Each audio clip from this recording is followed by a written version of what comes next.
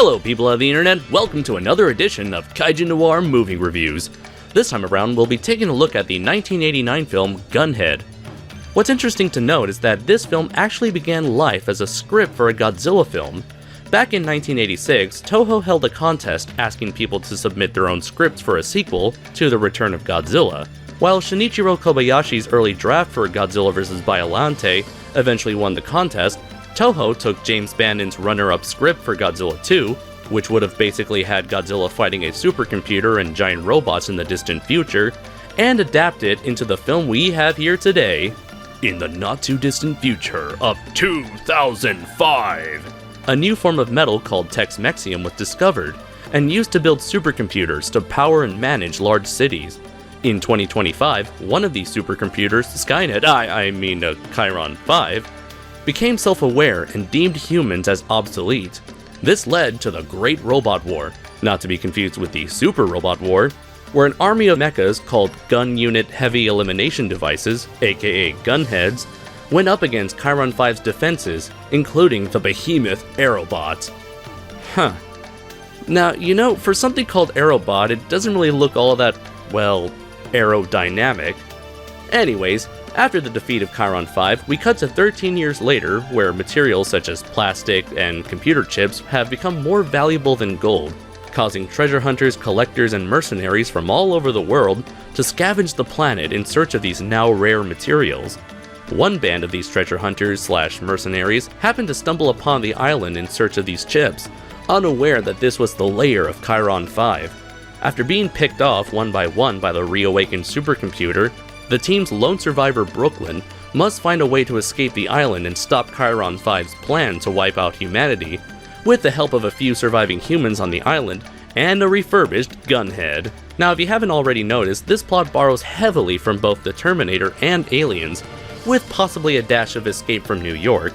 It's almost as if the script for Godzilla 2 was reworked to become a mashup of popular dark and gritty sci-fi films that populated cinemas in the 80s. Despite its unoriginal plot, the film can stand on its own if it had decent characters and writing. Look at Pacific Rim for instance. Unfortunately, this is certainly not the case with Gunhed. Right from the get-go, we are introduced to a gang of incompetent assholes who get virtually no characterization before they get unceremoniously killed off. However, the thing that makes these characters, and to a greater extent the directing itself, so frustrating is the simultaneous use of multiple spoken languages on screen. In most Toho films made before and after Gunhed, characters would often speak in one language or the other, given the scene, with actors going so far as to phonetically learn their lines if they didn't know the language itself. In certain cases, such as The Return of Godzilla, using multiple languages in one scene made logical sense, since those scenes took place during an international conference.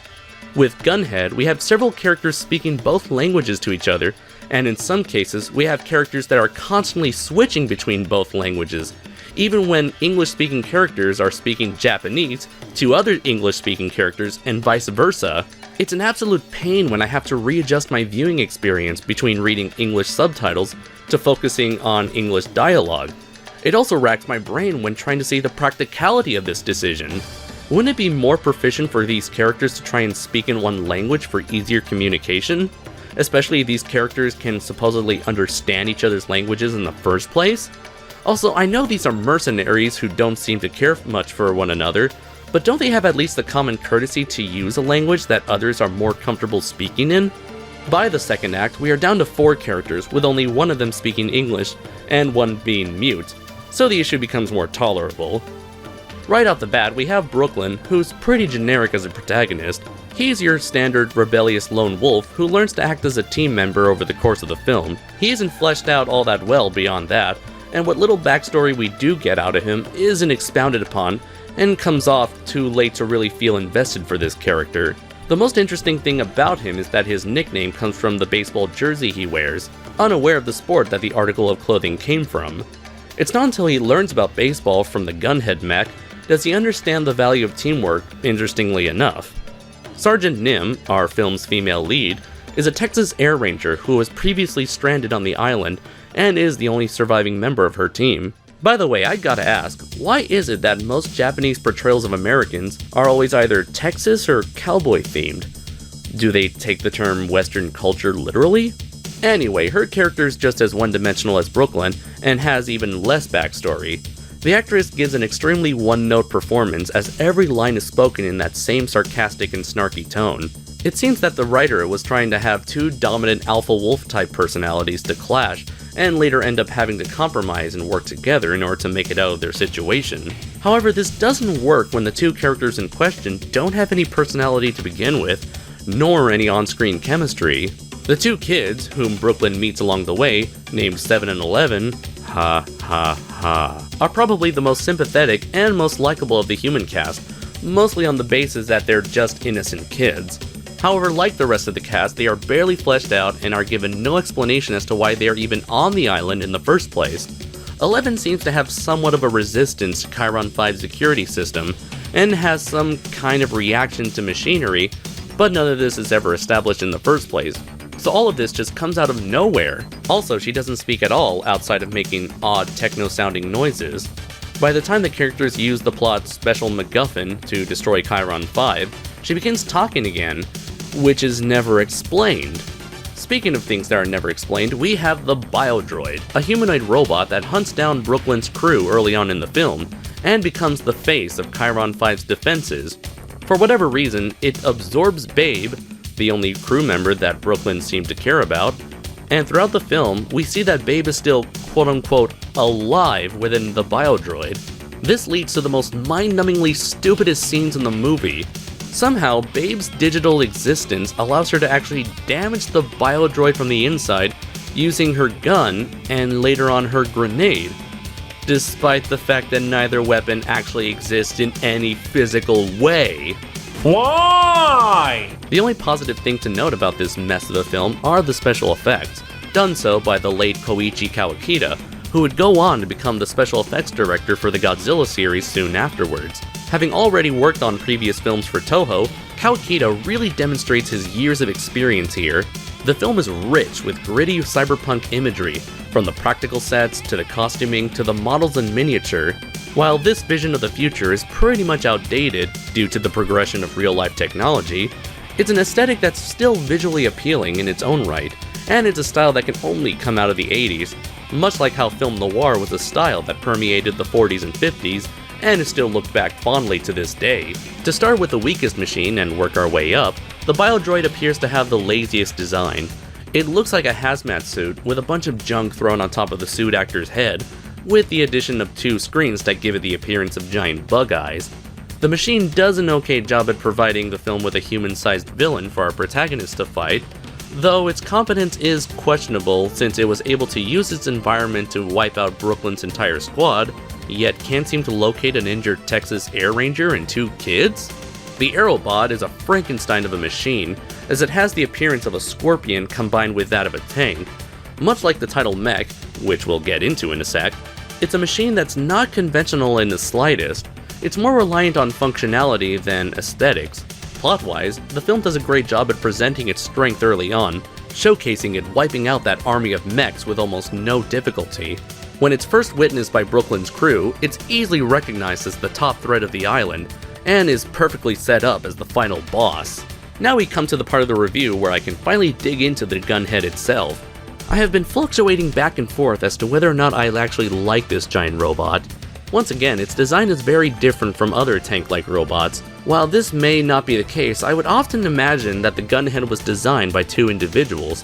One wanted a robot with a humanoid upper half and a tank-like lower half, while the other wanted a tank that could transform into a humanoid robot complete with functional legs.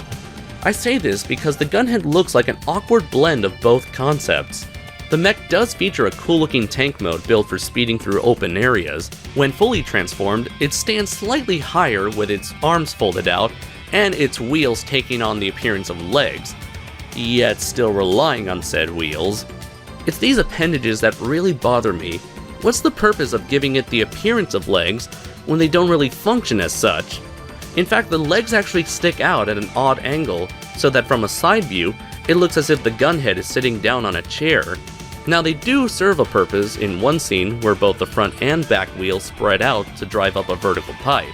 But once again, they didn't really need to look like legs if that's all they can do. Despite my qualms with the lower half of the design, I will admit it's a highly unique mech and does look appealing as a heavily armed machine capable of traversing through dangerous terrain and obstacle and being able to fire in almost any direction. There are also hints of a personality within Gunhed's AI system. The Gunhed has a vast knowledge of American culture, using baseball metaphors to describe the intensity of a situation at one point. It ironically gives the best English-speaking performance of the film, as its dialogue can be likened to that of an experienced war veteran. The Gunhed comes across as being more determined than ever to complete its mission, going so far as to put its own existence on the line just to save its human allies along with the rest of humanity. Because of this, the robot is treated more than just an expositing plot device, but rather a fully fledged character. Funny enough, I began noticing that perhaps the reason why the Gunhed was made to look more humanoid, as opposed to simply being a futuristic tank, was to give the audience a feeling of familiarity when compared to its larger, inhuman beast that is the Aerobot. All in all, Gunhed is a film that had potential to become a unique product influenced by 80s cinema, had it gone through a rewrite or two. Unfortunately, its plot is a mess, with underdeveloped to downright unsympathetic characters, and logic that makes no sense in any sort of post-apocalypse. Yet I feel its visuals and premise are just enough to make it a fun cyberpunk action fest for those curious and are just looking for something to pass the time. While I did enjoy the film mostly on a visual level, I know that not many would, and I don't blame them. Even Masato Harada, the film's director, disliked it so much that he had his name removed from the English credits, replacing it with the infamous Alan Smithy pseudonym. Anyways, while this would be the one and only appearance of the Gunhed on the big screen, the mech would go on to appear in both video game and manga adaptations, as well as a recent short film prequel directed by Koichi Kawakita, made to promote a new model kit.